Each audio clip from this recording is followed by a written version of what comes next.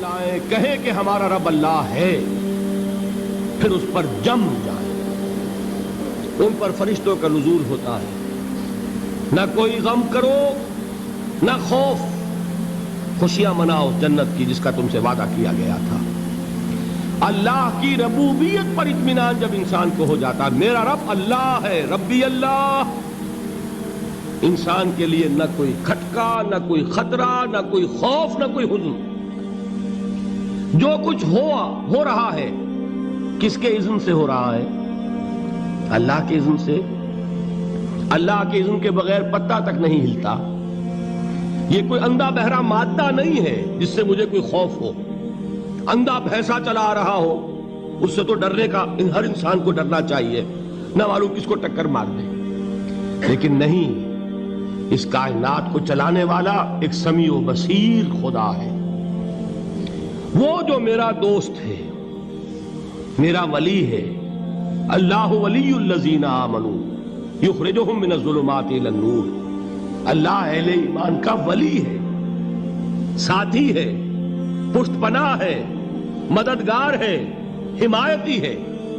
بتائیے جسے یقین ہو جائے کہ اللہ میرا مددگار، اللہ میرا محافظ، اللہ میرا پشت پناہ، اللہ میرا حمایتی، اس کے لیے کوئی خوف ہوگا؟ اس سے کوئی ڈر ہوگا؟ میں مثال دیا کرتا ہوں ایک بہت سادہ پنجاب کے دیہات کی۔ وہ بڑا چودھری ہے اور کوئی غریب کسان ہے۔ اس غریب کسان کے جانوروں کو ہر وقت اندیشہ ہوگا چوری کا، کوئی میری بھینس کھول کر نہ لے جائے، کوئی میرا بیل کھول کر نہ لے جائے۔ لیکن جس کے بارے میں یہ سب کو معلوم ہو کہ وہ جو بڑا چودھری ہے وہ اس کا دوست ہے، اس کی بچیا کو کوئی خوف ہوگا؟ اس کی بھینس پر کوئی ہاتھ ڈالے گا؟ اسے کوئی اندیشہ ہوگا؟ نہیں۔ کیوں؟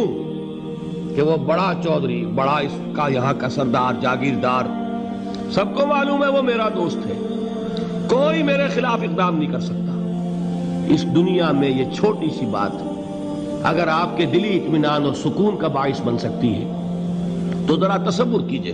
میں لفظ تصور استعمال کروں گا صرف اس لیے کہ اس کا ہم جس کو کہتے ہیں ادراک اور شعور کر نہیں سکتے، اگر کے ساتھ کر سکتے۔ اگر یقین ہو کہ اللہ میرا مددگار اور یقین ہو کہ اللہ ہر آن میرے ساتھ ہے، پھر کوئی خوف؟ کس کا خوف؟ کوئی شے اللہ سے بالا تر ہے؟ کوئی قوت اس سے زیادہ طاقتور ہے؟ کوئی اس کے ارادے کو بدلنے والا ہے؟ کوئی اس کی مشیت کے آڑے آنے والا ہے؟ یہی بات ہے جو حضور نے فرمائی۔ یہ ایمان کا حاصل ہے لب لباب،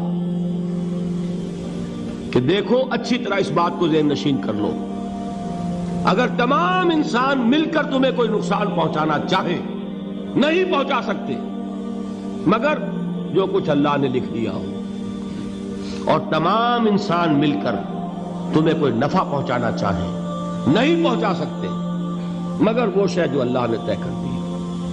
آپ پھر میں کہوں گا ذرا طاری کیجئے، اسے فرض کیجئے، اسے سوچئے۔ اگر اس حدیث پر ہمارا دل ٹھکا ہوا ہو تو کسی سے ڈر ہوگا؟ یہ مجھے نقصان نہ پہنچا دے، یہ میری رپورٹ خراب نہ کر دے، یہ میری انکریمنٹ نہ رکوا دے، یہ میرا یہ نہ بگاڑ دے، یہ میرے یہ نقصان نہ پہنچا دے۔ اس کا ڈر، اس کا ڈر، اس کا خوف، اس کی خوشامد، اس کے لیے جا کر طرح طرح سے اپنی عزت نفس کو ذلیل کروانا اس کے سامنے، یہ سب کچھ کیوں کرتا ہے انسان؟ جب سمجھتا ہے کہ اس کے ہاتھ میں میرا کوئی نفع ہے، اس کے ہاتھ میں میرے لیے کوئی ضرر ہے، یہ مجھے کوئی غضب پہنچا سکتا ہے، یہ مجھے کوئی نقصان پہنچا سکتا ہے، یہ میرا کوئی کام بنا سکتا ہے، یہ میری کوئی ضرورت پوری کر سکتا ہے، اسی کا نام شرک ہے۔ جہاں آپ نے یہ سمجھا کہ غیر اللہ کے اندر کوئی طاقت موجود ہے، وہی شرک ہے۔ بتوں سے تجھ کو امیدیں، خدا سے نومیدی، مجھے بتا تو صحیح اور کافری کیا ہے؟ شرک تو یہ ہے۔ جس پر بھی تمہیں یہ خیال ہے، کلمہ ہے یہ کلمہ سوم، لا حول ولا قوت الا باللہ، ذرا اس پر دل کو کبھی اگر آپ تصور کریں، پھر فرض کریں، دل ٹھک جائے اس پر، کوئی طاقت نہیں۔ یہی بات تھی جو شیخ عبد القادر جیلانی رحمۃ اللہ علیہ نے اپنی وصیت میں اپنے بچے سے کہی. 11ویں دینے والے ہیں، لیکن حضرت شیخ عبد القادر جیلانی کی وصیت اور تعلیمات کو کتنے لوگ ہیں جانتے ہیں؟ یہ جن مقامات تک پہنچے ہیں وہ کس چیز کی بدولت پہنچے؟ انہوں نے جو پیغام دیا وہ کیا تھا؟ اے میرے بچے، جس طریقے سے قرآن مجید میں حضرت لقمان کی نصیحتیں جو ہے نقل کر دی گئی ہیں، میں یہ عرض کروں گا بالفرض اگر قرآن حضرت عبد القادر جیلانی کے بعد نازل ہوا ہوتا تو شیخ عبد القادر کی یہ نصیحتیں بھی قرآن میں درج ہوتی. اتنی اونچی نصیحتیں ہیں. اے میرے بچے، اس حقیقت کو ذہن نشین کر لے، لا فاعل فی الحقیقت ولا مؤثر الا اللہ. اس کائنات میں نہ کوئی فاعل حقیقی ہے نہ مؤثر حقیقی ہے سوائے اللہ کے. کسی شے میں کوئی تاثیر نہیں اگر اللہ نہ چاہے. آگ جلا نہیں سکتی اگر اللہ نہ چاہے. پانی ڈبو نہیں سکتا اگر اللہ نہ چاہے. زہر ہلاک نہیں کر سکتا اگر اللہ نہ چاہے. کوئی چیز فائدہ نہیں پہنچا سکتی اگر اللہ نہ چاہے. تو در در پہ کیوں سر جھکاتے ہو؟ در در پر کیوں جبیں سائی کرتے ہو؟ سب کے سامنے کیوں ہاتھ پھیلاتے ہو؟ ایک اللہ سے مانگو. ایک اللہ کے سامنے زمین پر اپنی جبین رکھو. لا فاعل فی الحقیقت ولا مؤثر الا اللہ. نظر آتا ہے ہمیں کہ پانی پیاس بجھا دیتا ہے. پیاس بجھانے کی صلاحیت پانی میں نہیں ہے، اللہ کے اذن سے. کھانا بھوک مٹا دیتا ہے، بھوک مٹانے کی صلاحیت کھانے میں نہیں ہے، اذن رب میں. دیکھیے یہی یقین تھا. حضرت موسیٰ علیہ السلام کا واقعہ یاد کیجئے. سامنے سمندر آ گیا ہے، قوم دیکھتی ہے پیچھے کہ گرد و غبار کا طوفان ہے. معلوم ہوا کہ فرعون اپنے لشکر سمیت آ گیا ہے. لشکر جب چلتا تھا تیز رفتاری کے ساتھ تو گرد و غبار کا جو طوفان اٹھتا تھا اس کا تصور کیجئے.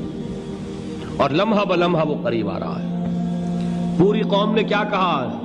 اے موسیٰ انا لمدرکون، اے موسیٰ ہم کو پکڑے گئے. قرآن مجید نے تو یہاں وہ باتیں نہیں لکھی ہے، لیکن تورات میں یہ درج ہے کہ بنی اسرائیل جھگڑنے لگے، دست و گریبان ہو گئے موسیٰ کے ساتھ. موسیٰ ہمیں یہاں مروایا لا کر، اس سے تو ہم ہی بہتر تھے. وہاں کھانے کو ملتا تھا، زندگی تو تھی، بیگار ہم کر رہے تھے، موت تو نہیں تھی. اب جو کچھ ہوگا اس کا تصور کرو، جس طریقے سے ہمارے ٹکڑے اڑائے جائیں گے.